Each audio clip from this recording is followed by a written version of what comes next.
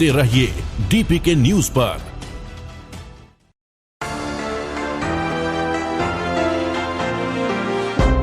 नमस्कार, खबर गांव शहर बुलेटिन में आप सभी का बहुत बहुत स्वागत है।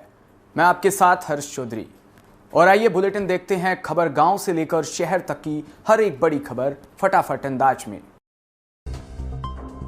राजस्थान में जयपुर एकमात्र ऐसा शहर होगा जहां लेपर्ड, एलिफेंट और लॉयन के साथ अब टाइगर सफारी भी होगी। इसके लिए टाइगर्स को जयपुर लाना शुरू कर दिया। दिल्ली रोड पर नारगढ़ बायोलॉजिकल पार्क में बनने वाली सफारी में टूरिस्ट खुले में टाइगर की साइटिंग कर सकेंगे। ऐसे में उम्मीद लगाई जा रही है कि इस साल के अंत तक टाइगर सफारी बनकर तैयार हो जाएगी। जयपुर में tiger safari Nahargarh biological park के करीब एक्जोटिक पार्क में विकसित की जाएगी। इसका निर्माण जयपुर विकास प्राधिकरण द्वारा 7.5 करोड़ रुपए खर्च कर किया जाएगा, जहां टूरिस्ट के लिए 8 की शेप में ट्रैक, एंट्री गेट और एक वॉच टावर बनाया जाएगा। इसके साथ ही सफारी में ट्रैक की लंबाई 8 किलोमीटर की होगी।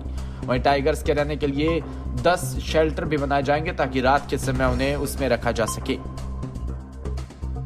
राज्य में 23 व 24 जुलाई को रीट भर्ती परीक्षा आयोजित की जाएगी। पूरे प्रदेश में होने वाली इस भर्ती परीक्षा में ज्यादातर अभ्यर्थियों के सेंटर उन्हीं जिले में है जहां वो रह रही हैं, जहां उन्होंने पहली प्राथमिकता दी। इसे देखते हुए स्वायत्त शासन निदेशालय ने राज्य के 5 शहरों में सिटी बसों का संचालन फ्री करने का निर्णय किया।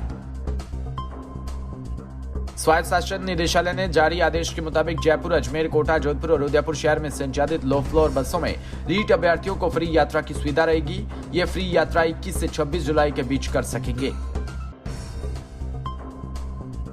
सूरतगढ़ में किसी कवि ने सूरतगढ़ की प्रशंसा करते हुए इसे खूबसूरतगढ़ का नाम दिया था, क्योंकि कई वर्षों पहले यह वास्तव में खूबसूरतगढ़ था। लेकिन आज वर्तमान में शहर नगरपालिका प्रशासन की लापरवाही व पार्षदों की मौन चुप्पी के चलते अपनी खूबसूरती खो रहा है। बात करें सूरतगढ़ रेलवे स्टेशन के सामने बनी सड़क की, तो सूरतगढ़ का रेलवे स्टेशन टॉप स्टेशनों में प्रसिद्ध है। स्टेशन पर सेना, वायुसेना, थर्मल के साथ नेता भी गाड़ियों से आते हैं, लेकिन स्टेशन परिसर के बाहर निकलते ही उनका सामना जर्जर टूटी सड़क से होता है। सड़क जर्जर हालात में है, लेकिन मजाल है कि चेयरमैन आईओ इसको सुध ले। सड़कों के बीच चैम्बरों के ऊंचे उठे हुए ढक्कन दुर्घटनाओं को खुला न्योता दे रही हैं। 2 दिन पूर्व आधा घंटा हुई बरसात ने नगरपालिका की सफाई व्यवस्था की पोल खोलकर रख दी थी।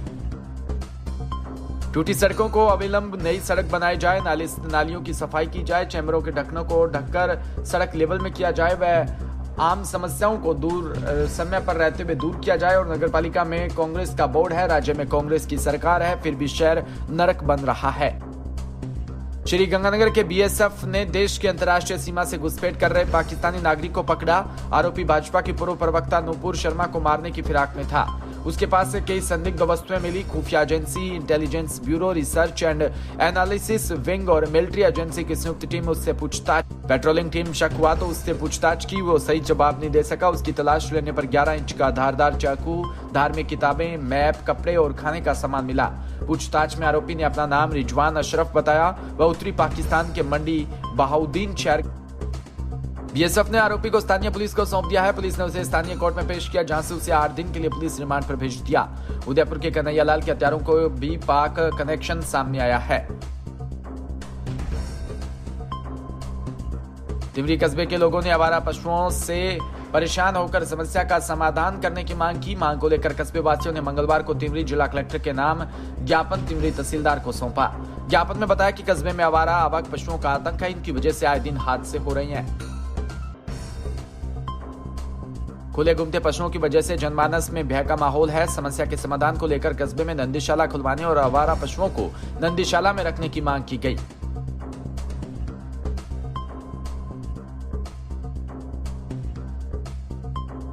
मध्य प्रदेश के चंदेरी में दिन ब दिन बंदरों का आतंक बढ़ता जा रहा है। बंदर जो है वो लोगों को घायल कर रही हैं। ये बंदरों को पकड़ने के लिए कई बार नगर के जागरूक लोगों ने मांग उठाई, पर जिम्मेदार अधिकारी अनजान बन जाते हैं और ये बंदर जो लोगों के जान के दुश्मन बने हुए हैं। ये बंदर लोगों के घरों से खाने पीने का सामान आंखों में धूल झोंक कर उठा ले जाते हैं। तब इन बंदरों को भगाने के लिए जाते हैं तो ये बंदर लोगों पर हावी हो जाते हैं। दूसरी बात ये कि कोई भी वाहन चालक अपना वाहन लेकर अपने ही घर की ओर आता है तो बंदर चलती गाड़ियों पर छलांग लगाकर वाहन चालकों को गिरा देते हैं।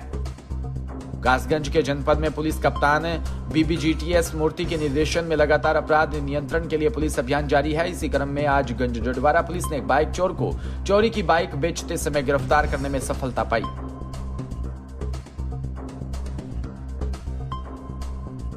गांव नगला धवा के राजेश पुत्र भोलेनाथ ने उसकी बाइक चोरी की। इस मामले को गंभीरता से लेते हुए पुलिस ने नामजद आरोपी को मुखबिर की सूचना पर चोरी की बाइक बेचते समय गिरफ्तार किया।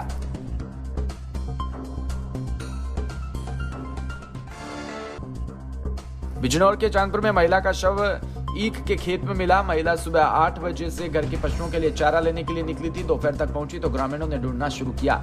लगभग 3 बजे ग्रामीणों को महिला का शव ईख के खेत में मिला। स्थानीय लोगों ने डायल 112 को सूचना दी। मौके पर पहुंची डायल 112 जांच पड़ताल में जुटी। मृतक महिला 27 वर्षीय कुमकुम पत्नी सुनील कुमार 2 बच्चों की मां है। उसके 2 लड़के हैं, एक 4 साल का और एक 2 साल का। महिला का शव गांव के जगदीश पुत्र परवीन के ईख के खेत में मिला।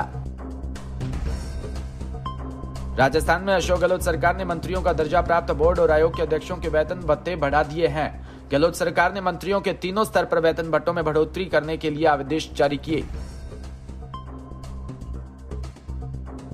उनका वेतन अब 45,000 से बढ़ाकर 65,000 कर दिया। वहीं उनका सत्कार भत्ता 34,000 से बढ़ाकर 55,000 करने की स्वीकृति जारी की। राज्य मंत्री का दर्जा प्राप्त आयोग और बोर्ड के अध्यक्षों का वेतन 42,000 से बढ़ाकर 62,000 रुपए कर दिया। उनके साथ ही उनका सत्कार भत्ता भी 55,000 कर दिया। आर्थिक तौर पर दिवालिया हो चुके श्रीलंका के नए राष्ट्रपति चुनने के लिए मतदान शुरू हो गया। पार्लियामेंट में 44 साल बाद सीक्रेट वोटिंग हो रही है, यानी 1978 के बाद पहली बार देश में जनादेश के माध्यम से नहीं बल्कि राष्ट्रपति का चुनाव सांसदों के सीक्रेट वोट के माध्यम से हो रहा है। कुछ रिपोर्ट्स बता रही हैं कि देश को नए राष्ट्रपति के साथ ही नया प्रधानमंत्री भी मिलने जा रहा है। दरअसल बहुत गौर से देखें तो सच्चाई सामने आती है और वो ये कि सत्ता जिस बंदरबांट ने श्रीलंका को इन हालात में पहुंचाया वही स्थिति अब भी है। माना जा रहा है दुलस अल्पारूपा ने मंगलवार तक राष्ट्रपति की रेस में 4 अहम नाम थे। रानिल विक्रमसिंघे, दुलस अल्हाप्रुमा, अनुराग कुमारा और साजिद प्रेमदासा। इनमें से 2 नाम प्रायोरिटी में सबसे ऊपर थे, दुलस अल्पारूपा और दरअसल श्रीलंका के मिरर की रिपोर्ट बताती है कि साजिद ने नाम वापस इस शर्त पर लिया कि उन्हें प्रधानमंत्री बनाया जाएगा, इसलिए दुलस की पार्टी पूरा सपोर्ट करेगी। वहीं रानिल विक्रमसिंघे सबसे काबिल होते हैं, यही सियासी खेल में पिछड़ते नजर आ रही हैं। बेटी के जन्म को लेकर डाइट, एजुकेशन, जॉब और शादी में कन्यादान से जुड़ी सारी स्कीम जल्दी एक पोर्टल पर मिल सकेगी। केवल एक बार अप्लाई करते ही गर्भवती होने पर देखभाल से लेकर स्किल डेवलपमेंट और जॉब देने का एक मैकेनिज्म तैयार किया जा रहा है। दरअसल बेटियों और महिलाओं के लिए इसमें उन्हें मेडिकल हेल्थ से लेकर सभी स्कीम का फायदा ऑटोमेटिक मिलने लगेगा। राजस्थान में बेटियों और महिलाओं से जुड़ी 15 से ज्यादा अलग अलग स्कीम चल रही है। इनमें बच्ची के जन्म, एजुकेशन, हेल्थ चेकअप और स्किल डेवलपमेंट से लेकर कन्यादान तक की स्कीम के एक ही प्लेटफॉर्म पर लाने की योजना है। सीएम गहलोत के निर्देश के बाद मुख्य सचिव उषा शर्मा ने महिला और बाल विकास, सामाजिक और न्याय और अधिकारिता, मेडिकल व हेल्थ डिपार्टमेंट के साथ अन्य संबंधित विभागों को सिस्टम का पोर्टल तैयार करने को कहा।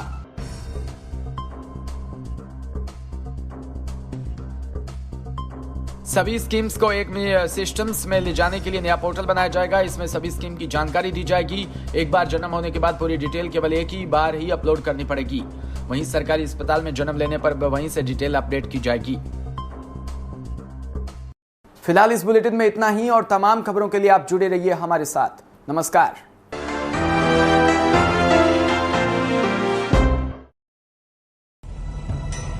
बिना रुके, बिना डरे, बिना किसी समझौते के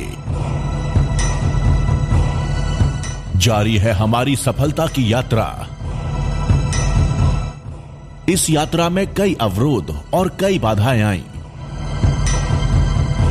उन सभी दुश्वारियों को झेला है हमने, क्योंकि हमारे लिए खबर महत्वपूर्ण